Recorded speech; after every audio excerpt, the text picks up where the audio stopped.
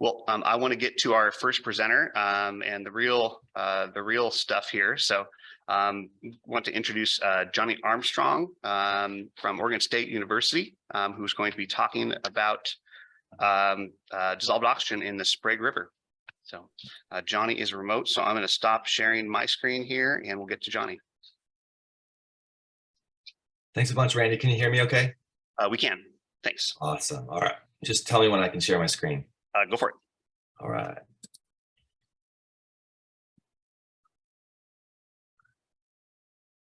All right. Does that look okay to everyone? Yep. That's great. Awesome. I don't know if y'all use the new PowerPoint, but they're always providing suggestions for alternative designs to your slides. And I just feel bad for the AI algorithm if I decline them. So I went ahead and let it design my title slide. So I'm the presenter today, but I'm going to be presenting work that was led by a PhD student in our group, Jordan Ortega. And I was so jealous because he got to present at KBMP last time, and it had been a while for me, so I convinced him to let me present the research. And then our former PhD student, Nick Hallbeck, has been grinding through the night, providing us some of the GIS figures that we're going to include in the talk. So he's also helpful in the talk. All right, so Randy provided a great introduction about the monitoring capacity in the basin and the importance of dissolved oxygen after the fire this summer. And I would say out of all the basins in the world, the Upper Klamath Basin has some of the best dissolved oxygen monitoring. And yet, although it's incredibly rich in the lake and in the area immediately downstream of the lake, our understanding is much more limited in the tributaries. And we're particularly interested in the Sprague Basin because it's a large basin that historically supported salmon and steelhead, and it now supports redband trout and suckers. And it's pretty impaired, and it has really high summer temperatures. And the importance of dissolved oxygen to fish only increases as it gets warmer because those warmer temperatures increase the metabolic demands of oxygen for fish. So in other words, salmon and steelhead hopefully are coming back to the Sprague before too long, and they're going to need dissolved oxygen. And we don't really know much about dissolved oxygen in the Sprague, and understanding where we have sort of strongholds of dissolved oxygen or where hypoxia might be a big risk could really help guide management and conservation planning. So now I'm going to be straight up. I'm sort of a narrow-minded fish squeezer. I like to work on fish, and I usually leave the water quality monitoring up to folks like USGS, the pros, right? But the reason why we were inspired to do this was based on some of our fish squeezing. So we were working in collaboration with the Klamath and ODFW. We did this big study characterizing juvenile redband trout abundance across the Sprague River Basin. And we're redband trout fans, but we also study them as a proxy for understanding the future habitat needs of salmon and steelhead. So when we're doing this, we found here's a graph of kilometer upstream versus fish abundance that's logged. So anything that's higher is way higher.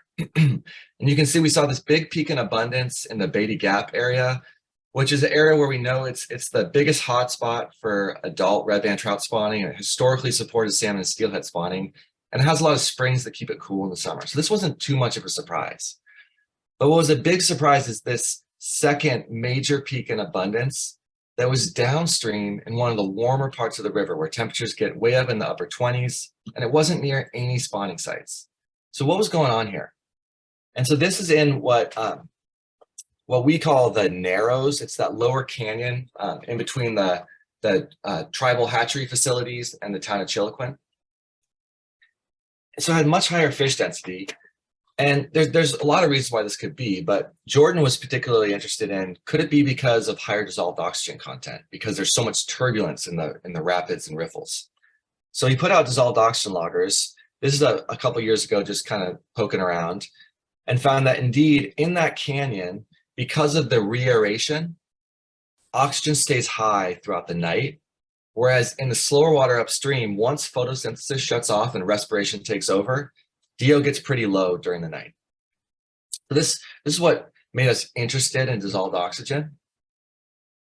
So then, okay, why couldn't we just, we're also interested in temperature, but why couldn't we just, go and look at a map of oxygen across the basin? Why wasn't there already this information on DO? And it's, if anyone, and I'm sure some folks in the audience study DO, it's such a pain in the butt, right? The loggers, they're 10 times more expensive. And then they tell you, then you find out you need a wiper. So they're 25 or 20 times more expensive than like a tidbit. It's really hard. It's much harder to kind of know that your readings are accurate. You got to deal with fouling. And then there's the issue of diel variation, which I'm going to return to at the end of the talk. But if you go out and measure DO in the day, it may tell you nothing about DO at night and the risk of hypoxia. So you can't study it during banker's hours and learn that much about it.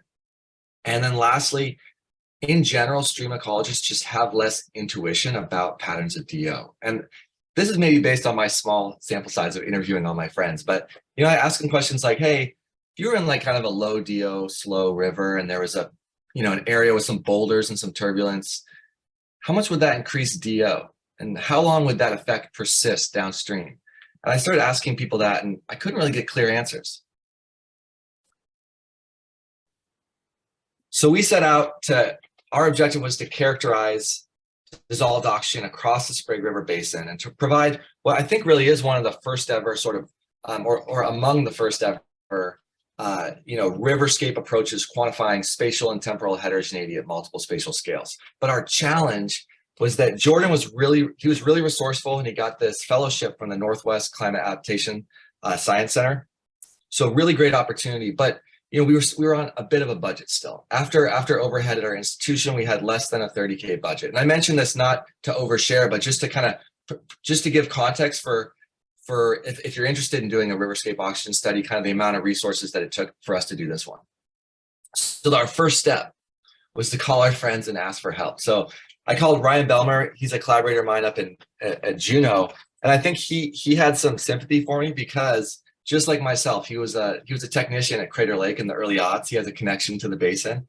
So he loaned us 20 DO loggers that greatly increased our monitoring capacity. So with those, we had this arsenal. We had PME, these mini dot DO loggers that monitor continuously in time. They're analogous to like a tidbit for temperature. We had about 30 in total. But we also had 3 handheld YSIs. And so these are complementary tools because the YSI can quickly give you point measures across time. So you can do space, and then with the loggers, you can do time. Our crew was led by Jordan, a PhD student in our lab, and our wonderful technician, Alex Carnevale. If you need help in the basin, he'd be a great person to hire, except for I really want to hire him too, but just saying. And then, of course, they had me. So maybe I'm probably worth about 1 person, so 2.5 person crew at times. So just as our tools were complementary, we had complementary methods. So we did reach level mapping, where we tried to understand spatial heterogeneity at smaller scales, like maybe a 1 to 2 kilometer extent. And here's what we did. We combined we did this at the beginning of August, and we combined a small number of PME loggers that we put out. We'd go to a site, we'd put it on in the afternoon, then we'd camp, we'd wake up, and then we'd go out with our YSI probes before dawn and get as many measurements as we could before the sun hit the water. And that's because at that point, you're at the end of respiration going on all night, but photosynthesis hasn't started adding oxygen again, so you're probably getting the minimum. But the reason we put out those loggers was to make sure that we knew when the minimum occurred and how low it got. So this was kind of nice because you got a very accurate measurement of the minimum plus a more approximate map of spatial patterns.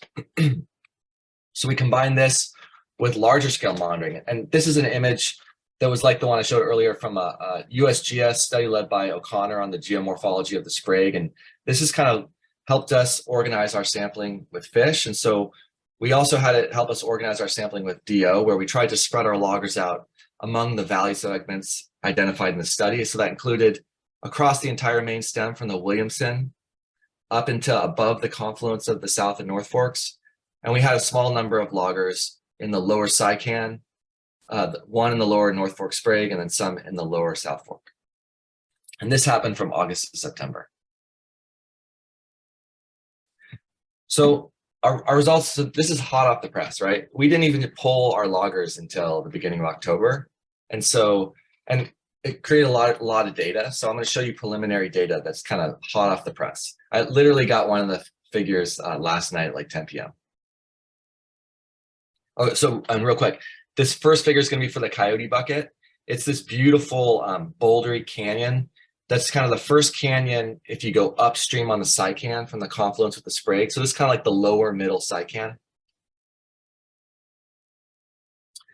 And you can see this is temperature in the top panel. And you can see there's some thermal heterogeneity. There's some spring inputs down in this section of the stream. But there's tremendous fine scale spatial heterogeneity and dissolved oxygen minimums. This is just the YSI data at this point, so it might be a little bit conservative because sometimes it takes the YSI a while to get to the really low values, so they might be even lower. But you can see some of the pools, we're as low as between 0.5 and 2 milligrams per liter oxygen. And then in these spring input areas, we had higher DO. So a lot of fine scale heterogeneity. I'm going to show you next a site further up the Sycan. This is Torrance Springs. It's below the Sycan Marsh. And here you see, we're still adding points to this map, but here's some preliminary results. And you see the same kind of pattern where you have pretty substantial hypoxia going on at this, at the time of day of the oxygen minima. So it's getting below 2. But then you have these areas of oxygen refuge. In this case, it's the springs. And this is an important point that I'm going to circle back to later, which is that the springs are not only thermal refuge, but they're oxygenated and they're providing oxygen refuge as well. So I talked about the narrows, that canyon and the mainstem Sprague. So here's a different sort of spatial pattern which we observed there. And so it's interesting that Randy in his introduction talked about August 2nd, this record amount of precipitation over the Southern Oregon, Northern California area. Well, that is actually the day we went out. We went out and sampled this right after there were big thunderstorms. So we think that the DO minimum wasn't quite as low as it would have been after a day of sunny skies and photosynthesis and respiration. But regardless, in this area, it was thermally homogeneous and warm. So it was it was in the lower 20s even at dawn. But you can see here, there's this pattern of a gradient of increasing DO as you get into this canyon reach. And the last fine scale map I want to show you was for Compcan Springs. This is a floodplain spring pond on the mainstem Sprague that's upstream of the Narrows. And you can see the flow here actually goes from right to left and then up. So it's pretty warm here in the mainstem. And then you can see the spring pond is a major thermal refuge. This isn't news to anyone. It's pretty cool. We did some radio tagging studies and a juvenile fish swam 10 miles upstream to get to this site to use as thermal refuge. It's also an important spawning site. But you can see again, it was really high in DO. It comes out, the springs come out of the ground above 8 milligrams per liter, though there's also some hypoxic areas at the edge of the spring pond. But this again, I just want to hammer this home. This was actually kind of surprising for us. I have grad students working on the Willamette that are studying subsurface flows that provide thermal refuge for fish, and those are anoxic. I'm probably oversharing here, but when I was doing my graduate research, I messed up a study and ended up pumping too much groundwater into a tank, killed a bunch of fish. So groundwater is often anoxic. I'm not sure why it's so oxygenated in the basin, but what I am sure is that it's critical to the persistence and abundance of salmonids because they spawn and rear oftentimes really close to springs. And so it's probably really important for them that these springs are oxygenated right at the source. For example, here's a picture of a redband trout spawning literally right where spring water was upwelling. All right, so these I'm going to show you now the large scale maps of DO. This literally got this figure last night. So here are our logging sites across the entire Sprague River. Here's the Sycan coming in, the North Fork Sprague, and then this is the South Fork. So you can see these are average daily minimum. So that, for example, if they were out for 30 days, then these are, the average of 30, dawn low dissolved oxygen levels. And you can see that Narrows area in the lower Sprague has the highest DO in terms of the highest minimums. And there's nothing too extreme in the mainstem in terms of the averages, right? It's getting down into areas that are about what we start to get concerned at, about 4. But the lower Sycan, the average was about 3. And the lower South Fork was also pretty low, about 3. Now I'm going to show you the absolute minimums that we measured. And the colors are going to stay the same, but the scale is different. So pay attention to the scale. So same sort of trend, except for you can see now we had some pretty darn hypoxic values in the mainstem Sprague, getting down between 1 and 2. Also in the lower Sycan. And this is a little misleading. We just had a shorter period of reading in the lower South Fork. So I'm assuming those readings would have got down just as low. So the key takeaway from this is that there are, there is the threat of hypoxia in the Sprague and its tributaries. But there's also these areas like the lower Sprague that are strongholds. And it's not necessarily the coldest places that have the highest DO. So this is the $1 million question that I don't have an answer to, which is, what does this mean? What are the implications of this especially for more sensitive salmonids, such as redband trout or future runs of salmon? Is this going to be limiting? And we know, apologies for this figure.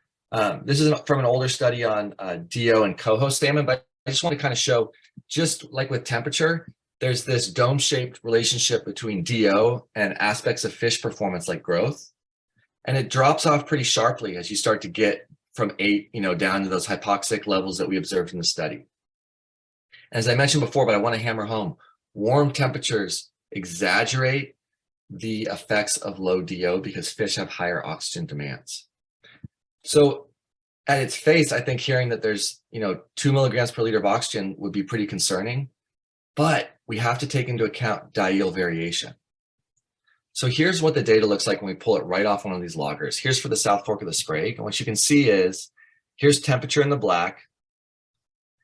And then we have saturation, and then here's concentration of DO in the red. So yes, during this 3-day period, it's getting down below 3. But it's also then jumping back up to 7, coming back down, and it's only staying at 3 for a period of several hours during the night. So the first question is, how does the duration of exposure, and then how does oscillating back to normoxic conditions, how does that determine the potential stress that a fish experiences? And then here's the thing that I think is really interesting. So we know there's this synergy between temperature and oxygen, and the line, so just the quantitative values are totally synchronous and in phase, right? They all go up and down together. But if we think about the physiological implications for fish, the stress is completely asynchronous and out of phase, right? Because the top of this black curve, that's thermal stress. And the bottom of this red curve, that's oxygen stress. So they're totally out of sync. That's probably a key reason why, why redband trout can persist in this basin, is because thermal stress and oxygen stress are out of sync. So we're definitely interested in conducting more work and trying to relate temperature, oxygen, and their relative synchrony to physiological responses and the distribution of salmonids in the upper basin. So anyone, if they have any insight into this or they want to collaborate on this, we'd love to talk more with you. All right, and that's a wrap. Just want to thank the funding sources and our great partners, the Klamath tribes. We met with them beforehand. They helped us not only test the accuracy of our loggers, but also go over our study design. And ODFW provides the same sort of support. And thanks so much, Bill Tyneswood, for providing lodging. And thanks to everyone else, including Randy and KBMP, for putting this on. And I'd be happy to take questions if I have time. All right. Thanks, Jonathan. That was really interesting and great to see kind of that detailed level of work going into this. A couple of questions that have come in through the chat. From Desiree, there are models of reaeration due to turbulence that are pretty reliable. She's happy to help connect you with those papers if you want. Sorry, I thought that was a question. Thanks, Desiree. Yeah. Megan Skinner asked, have you guys assessed aquatic benthic macroinvertebrate communities and the densities in the areas with greater fish densities? That would be fascinating, and we haven't. I know there's bugs there, but that's about the degree of my knowledge on that. Sounds like a great follow-up study for the bug people. Ethan Brown asked, do you have a sense of the cross-sectional variability of dissolved oxygen? He's curious to know how that continuous DO sensor is impacted by placement and, where it's considered, what is considered representative. So this is a really good question. And I think this kind of ties into that point I had above about, so this is a question we had, like, if I put it right behind a rock, if I put it by the bank versus the main stem, is it going to be different? And so that's the reason why we did that first study. And so we found that in the low flow streams like the Sycan and the lower South Fork, there was a lot of that fine scale spatial heterogeneity, but in the mainstem Sprague, there wasn't.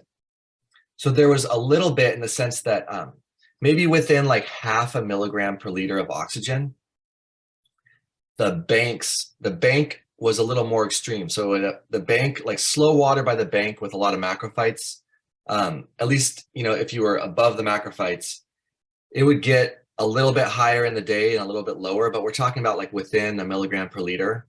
So there wasn't as big of a difference as there was in those low flow, intermittent or nearly intermittent streams. Okay. Megan Skinner has a question, and I don't know what the acronym SAV means off the top of my head. Assuming this data is from 2021, which I think is from this year, she anecdotally observed a substantial increase in SAV this year in the Sycan and mid to lower Sprague, which assumes as a result of increased winter particulate nutrient load from the bootleg fire area. Any speculation on how that may change fish distributions in your DO data? I think this is 2022 data, so. Yeah, so this is a great question. So we don't have any like, we don't have any, at least any robust DO data from before the summer. And we were really interested in the same thing. Were the levels maybe lower because of the bootleg fire? And so I don't know the answer to that question, but I think it's really intriguing. But and so I had to pull this slide out because that was where I was going to go over. But key unknowns, closing the gaps in space and time that we couldn't measure in our study. And that includes seasonal variation and interannual variation.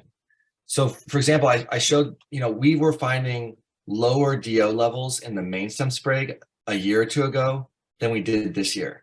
But I don't know if that was time of year, and hopefully other folks know this. I looked at some of the, I looked at the Kino USGS gauge, but I don't actually know when is the annual minimum of DO in the mainstem Sprague. Is it when it's hottest? Is it when there's the most sunlight in July? Is it when macrophytes die back in the fall? And one of the challenges that we ran into, so we were really careful about fouling and like cleaning off the sensor. But in the Sprague, what happened as the die-off occurred is that we actually just got giant mats of dead macrophytes completely like inundating our loggers. So in the future, we'd have to build cages for them. So anyways, there's still a lot of unknown stuff that we'd love to pursue in the future. Yeah, and Megan commented it's submerged aquatic vegetation is the SAV. If anyone's ever been to the JC Boyle, the reach downstream of the dam, where there's a daily pulse and flow, I've never before seen a place like that with the submerged aquatic vegetation and how much it impacted our equipment, our water quality monitoring. I mean, it was, you'd spend 5 minutes just trying to find your sensor again, under pulling it all off. So not long for this world, hopefully, if dam removal happens, but if anyone gets a chance, it's a pretty interesting and amazing place. Thanks for that, answer that. And then it looks like one last question. Have you tried modeling DO as a function of gradient? So that is we haven't, and but if we I think I took it out of this, one of the slides that I cut to try to not go for like 40 minutes was there's a continuous a graph that Jordan always has in his talks that's a continuous profile of like gradient, or maybe it's just stream elevation, but that narrow section there's a sudden drop, and it's definitely the steepest part of the mainstem Sprague, and that's where those values were the highest. So I think definitely gradient has a lot of explanatory potential for why there's that peak in the lower part, but I don't know if it would explain why there's like some of those lower values further up in the Sprague. yeah, reiteration can play a major role just through high gradient and riffles. So great. Oh, but if I can touch on that one more time though, here's what's cool though. Like the Coyote bucket, that's I would assume that's a super high gradient portion of the mainstem Sycan because it's giant boulders. And if you go Google images, I think it's like a kayaking hotspot when it's high. But then of course now it's low, so it has hypoxia, even though it's high gradient, because sort of at the micro scale it's not high gradient. It's just a bunch of like pools. Interesting. Well, it sounds like there's some great follow-up work in following up. So really thank you for that presentation, and looking forward to learning more about those loggers and where else we can deploy them, because it sounds really, really helpful to get just this, better, spatial, more information. So, when we have songs located every, 20 or so river miles or more, sometimes, what's in the middle is a big question for me. So yeah, really, really great talk. Thanks, Jonathan. Thanks so much. All right.